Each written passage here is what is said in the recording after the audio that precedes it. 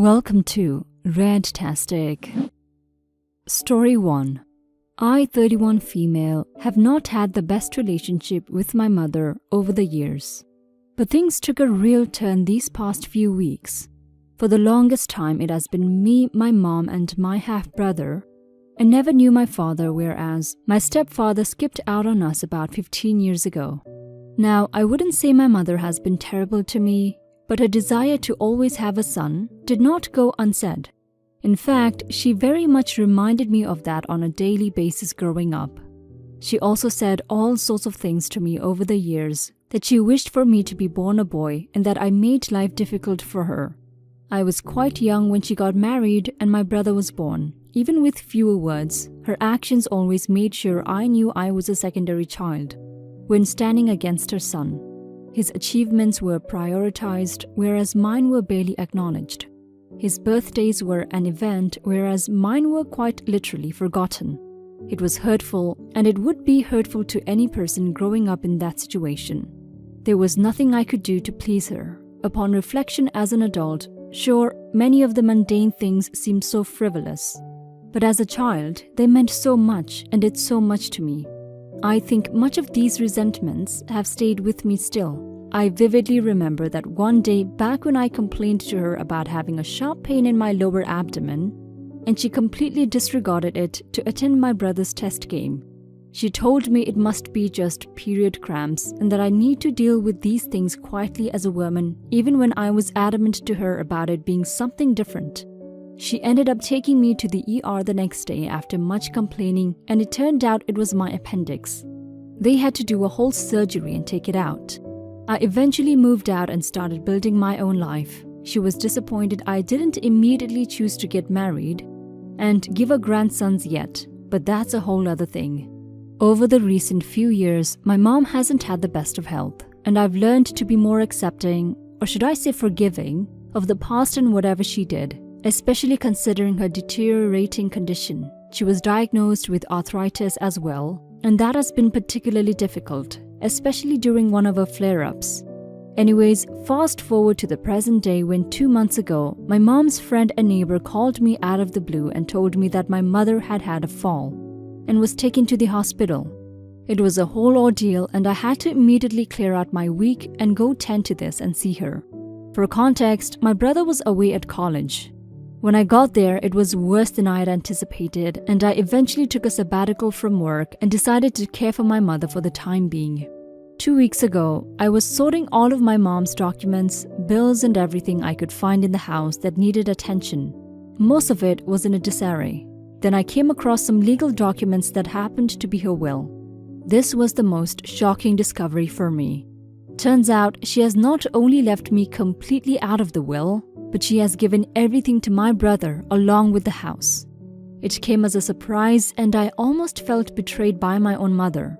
I immediately confronted her about this and she was just normal about it, almost like she was saying, "So what?" She then went on to explain how it's her house and she can do whatever she chooses to do with it, and that it should really go to my brother, who is, as I quote, the man of the house, whereas I will be married and not need anything. I don't know why, but to find out this way and to discover that even at this stage of life, my mom has the same feelings about me as she did my entire childhood kind of broke me. I hit a tipping point I wasn't going to come back from. I then made a decision that was not the easiest to make. I decided to simply leave. I packed up whatever I had brought in from my apartment and a few childhood belongings that were still there. And I told my mom that I can't keep on living this way.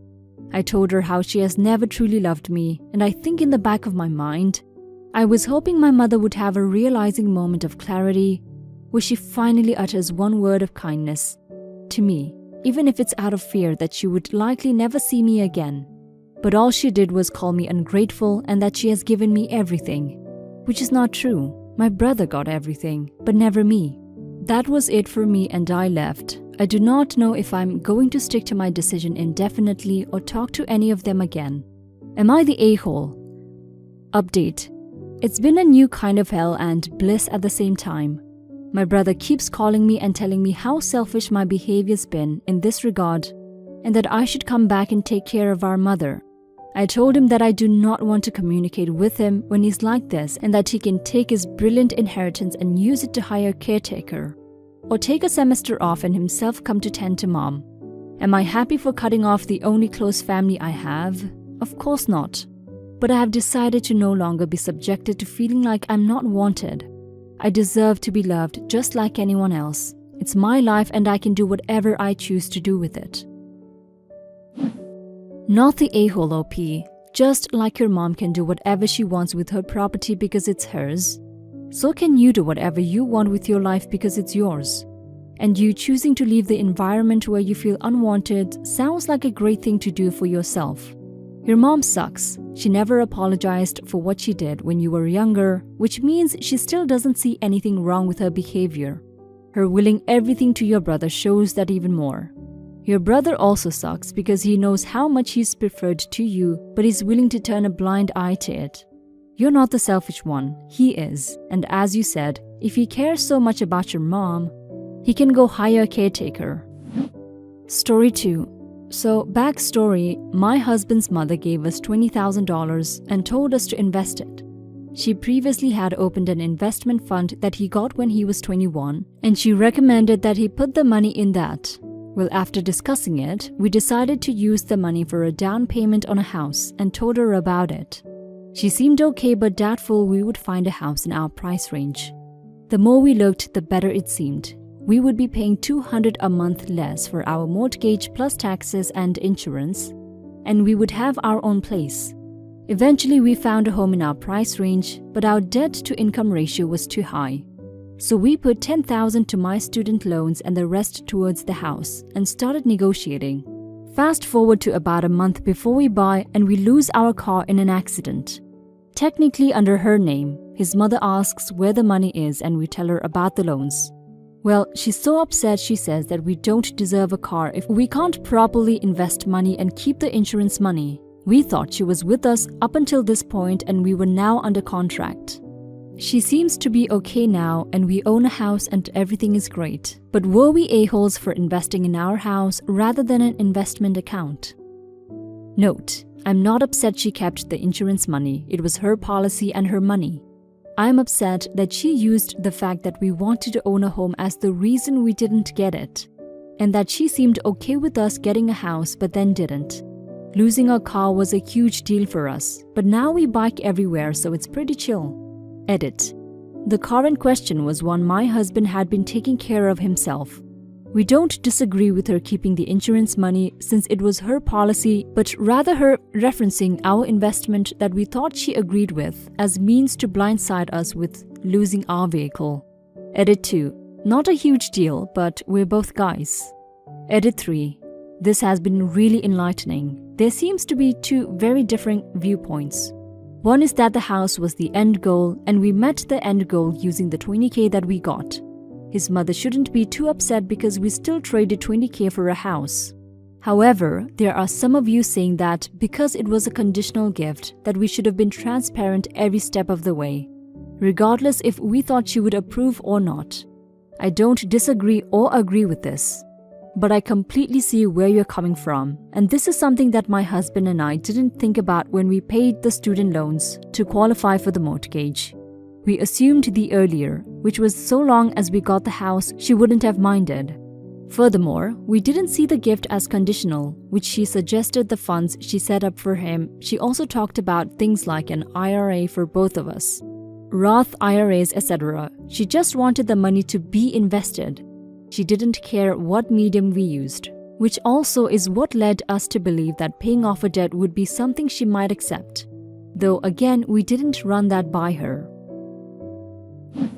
OP, I'm going to say you're not an a-hole. She gifted that money to you, and even though she made clear what she wanted you to do with it, at the end of the day, you had to pay off the student loans to get the house.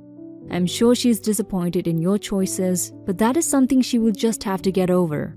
If she wanted you to invest, then she probably should have written a contract before she even gave you the money. But money makes people do odd things, so chalk it up to that, and I think you all should just move past this. Now for some comments.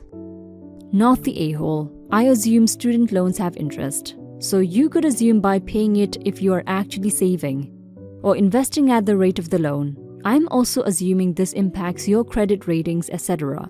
But where I am, we use tax, not student loans, so I can't say for sure.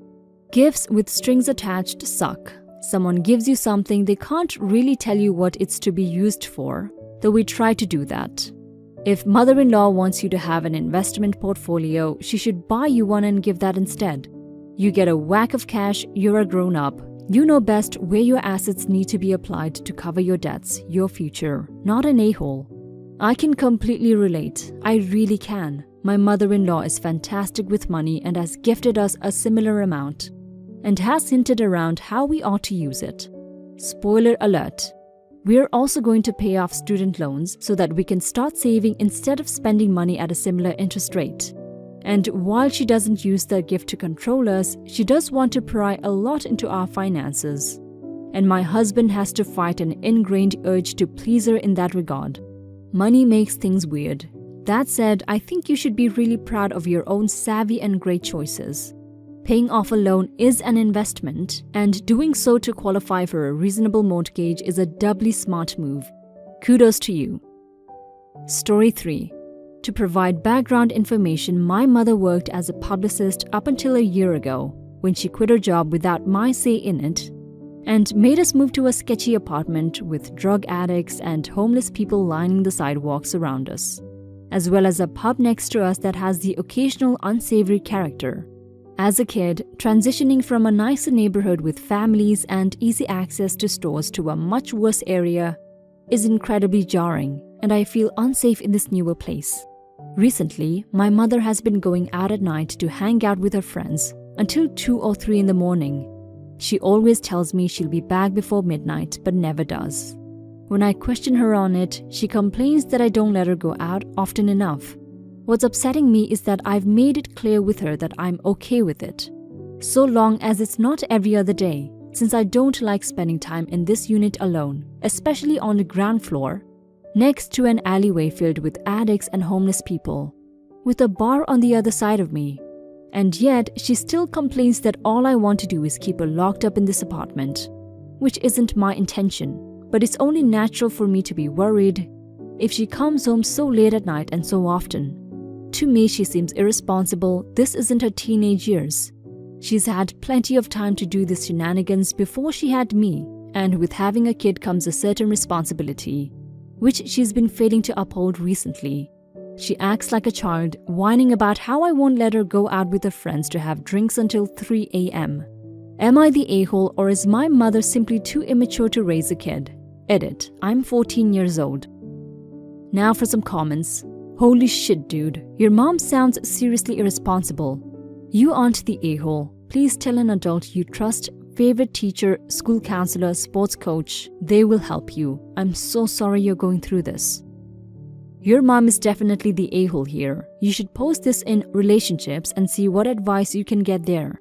Sorry about your situation, man. I hope you and your mom can get on the same page. Not the a-hole. Is there another family member you can stay with? Please be safe. You're not the a-hole, OP. You're a kid. You shouldn't have to mother your mom. She's older and she should be more responsible. Leaving you alone at night and coming home late in such a neighborhood not only makes you worry for her safety, but also endangers you. If you have any close relatives, try and get in touch with them to see if they can help you if you have none. Then talk to a reasonable adult in your life.